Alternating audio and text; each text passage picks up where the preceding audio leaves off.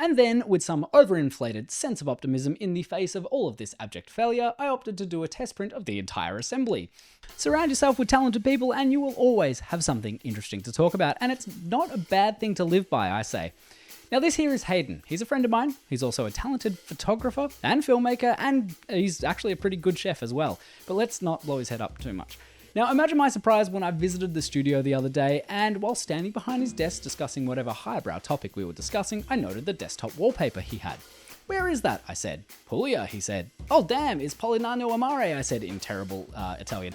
"These are great. I've got pics from that beach, from that cave, looking back towards where that picture was taken. Can you send me these shots?" I look over and he's just walking away from me, fussing with something over in the corner. "I'll do you one better," he says, and whips out a damn photo printer like it's nothing.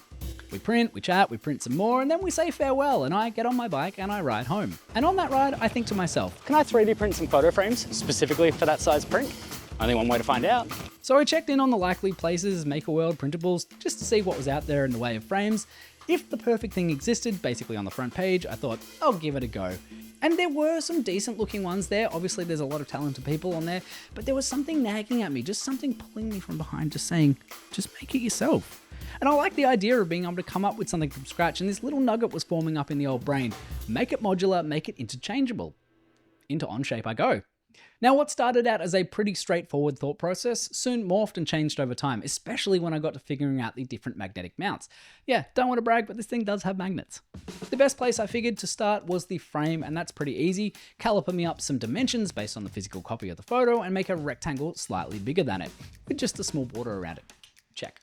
Then I needed the removable insert. The idea was that the photo would sit on this insert, which in turn would sit inside the frame, and you could have different colors, so like a black insert on a white frame, or a white on black, or all black, or any gamut of colorful options depending on what filament you've got lying around and what vibe you're going for. And the first idea for this insert was that it would have a couple of tabs that would then slot into some corresponding holes over on the frame, kind of like a puzzle piece.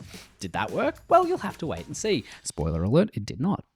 I then created these kind of like raised little feet things that the corners of the photos would sit into that would then make it really easy for it to change in and out if you wanted to change the photos without having to rely on adhesives. And did that work perfectly the first time as well? Well, you'll have to wait. Spoiler alert, it did not. The little stand mounts were also utterly pathetic on the first pass as well, so let's skip that because I did spend an insufferably long amount of time trying to come up with a simple solution that ended up being actually a really simple solution. Turns out I was just over-engineering something, being way too fancy, and just a little bit daft. But we'll get to that soon, and this channel is all about learning and growing, so come along, grow with me. A quick test print and it was off to the bench to de-support. Now, speaking of support, I need a little bit of support in the comments. Not because you guys aren't being great. The first video, amazing comments. Chef's kiss, amazing comments. But what am I doing wrong here with these supports? Are they always such a pain in the ass when you're printing things that are so small? Like when I've printed something before with big supports, you just rip them off. It comes off so cleanly. It's very satisfying. This one, no chance. And I was using tree and normal in Bamboo Labs, so I don't know. I'm potentially doing it wrong and I'm willing to swallow that. Or maybe I just don't know what I don't know. So let me know in the comments, is there a better way to deal with supports on very tiny prints like this with small tolerances? So you can see from the video footage that nothing really worked. I was trying to make these tiny little holes. The print resolution was not nearly fine enough. And this was with a 0.4 nozzle as well. So maybe a 0.2, I don't know. Getting the supports out was proving to be more damaging to the actual prints. And then I just kind of gave up and I cut these tabs off just to see if I could get a test fit of the plate into the frame, which fit perfectly. But then I realized that I couldn't actually get the plate out, which was the whole idea, make it interchangeable. Couldn't get it out without having to pry it off, which would then obviously damage the frame. Oh, and the photo wouldn't even remotely fit in those little mounting points because it was full of support material that I couldn't get out. Maybe you're not made for this stuff, Tom. Maybe just call it a day. Okay.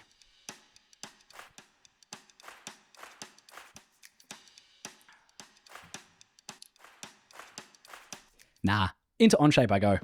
Quick chamfer so the frame can sit more easily on an angle. Create a hole in the middle so that you can push the photo mount out. Remove these next to useless locating holes and remove these next to useless locating tabs.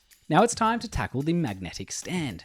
Now what follows will be an abridged retelling of my path to perfection with these magnetic stand mounts.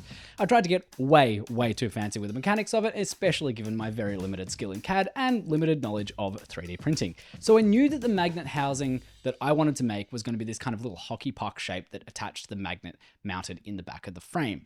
Now, placement-wise, the magnet in the back of the frame is in a spot that lets you either stick a picture up in portrait orientation on the fridge or another magnetic surface, but then it also allows for either portrait or landscape orientation orientation with one of these little stands. So I needed two stands of two different lengths, and I needed them to attach to this little hockey puck thing. The first ones that I printed out, the ones that you've already seen, the pathetic ones, they were just super primitive shapes stuck to the back of this stand mount, printed out without much thought of the angles and anything like that. Terrible. The second batch, I thought I'd have a go at creating a hinge. I kept seeing people talking about print-in-place mechanisms, and I thought I'd have a go at that. Granted, I did not undertake nearly enough research into how all of that works because this was the result of that attempt. Again, with these supports. Maybe we need to start the built support group. Trademark. Or more likely, I just need to know what I'm doing. I digress. Okay, print in place isn't working for me on this one. Let's go with a more traditional hinge with a pin. But I'll do it with a bolt and nut instead because I didn't have any pins. Just for a little bit more robustness. Fail. Silly old me somehow cooked the distance between the barrel and the male side of the hinge on the back of the mounting puck, but in theory, this could work. Back into Onshape, fix some dimensions, print it again, this time in green for no reason. I wonder if it'll help us. Green was not the move. I was so focused on getting the supports out that I unfocused the camera and also snapped this piece in half. Yay for me! I'm fine. I'm all good. Why do you ask? Okay, fuck it. I'm being too fancy. Go back, delete the hinge, make a solid part, and finesse the angles. That's the ticket. And then, with some overinflated sense of optimism in the face of all of this abject failure, I opted to do a test print of the entire assembly. I also had the idea to pop a little logo on the back of the photo insert so it shows through the back of the frame. Not a bad little touch, I thought. I know how to mark it. And you know what? The solid mounts with the ticket. The frame looks good, the inserts fit well if a touch loose, and the little logo popping through is fun, so I got to work adding the magnets, making sure to pay attention to the polarity and absolutely not drinking any coffee and burning my tongue this time so I didn't stuff that up. See earlier video for that schmozzle. The stand works, they're really fun to snap into place, the frame is on a decent angle in both orientations, and it sticks to the fridge. Check, check, check, check, check. So since the very first failed print back at the start of this project with the little mounting feet where the photo was supposed to slide in, I've kind of been thinking of ways to mount the photo and I haven't really come up with anything so far. So I kind of just opted for a little bit of double-sided tape on the back of this. I know I was trying to avoid adhesives, but this is where we're up to. And then I've also printed out this little kind of faceplate that then will press fit and sandwich in, and I'm having a little bit of trouble with shrinkage. Look, we've all been there, I get it. But I am having a little bit of trouble with shrinkage. I feel like I'm getting the measurements exactly right in Onshape, and then I print it out, I take it off the bed, I put it in, and it's either too big or too small, and I don't really know what I'm doing. Maybe I'm taking things off the plate too quickly, or maybe I'm letting them cool too long? I don't know. Someone tell me in the comments. Again, I'm a little baby boy. I don't know what I'm doing. Anyway, the final result is something I'm pretty proud of. Other than a couple of little changes, it's basically what I set out to achieve, and obviously I learned a few things along the way. I wanted something simple, relatively quick to print as a kit, interchangeable, easy to swap out colors, plenty of options as to where you want to display it, and mostly I just wanted to keep learning by doing. Honestly, if anything, I think I'd probably just change up the print orientation so that the front of the frame prints face down, and that texture comes through consistently, but I didn't do that because I didn't want to add all those extra supports. But I mean, again, the built support group.